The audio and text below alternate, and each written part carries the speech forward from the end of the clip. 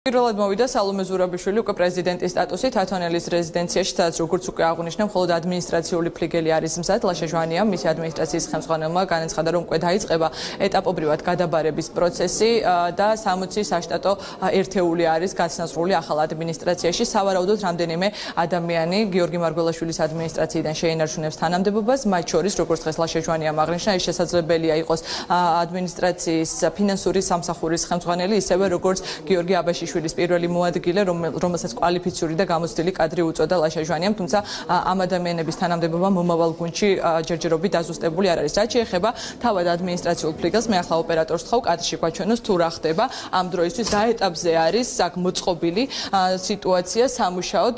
ლაშა ჟვანიამ ჯერ კიდევ გუშინ განმარტა, რომ ამ ნაწილში, სადაც განთავსდებიან ადმინისტრაციის თანამშრომლები, ტექნიკური უზრუნველყოფა უკვე დასრულებულია, რადგან ინტერნეტის ეპოქაში ძალიან მნიშვნელოვანია, რომ კომუნიკაციები არის სრულად უზრუნველყოფილი, კომპიუტერების გადმოტანა უკვე დაიწყება ალაბრის რეზიდენციიდან და გადაბარების პროცესი გაგრძელდება ისე, რომ ტექნიკურად პრობლემა არ შეექმნას ახალ ადმინისტრაციას უკვე მუშაობისთვის. ახლა შევიდეთ მეორე ოთახში, ეს არის ადმინისტრაციული ფლიგელი, სადაც როგორც უკვე აღნიშნე, დასრულებულია მეტნაკლებად ტექნიკური ლოჯისტიკური აღჭურვილობა, ასე ვთქვათ.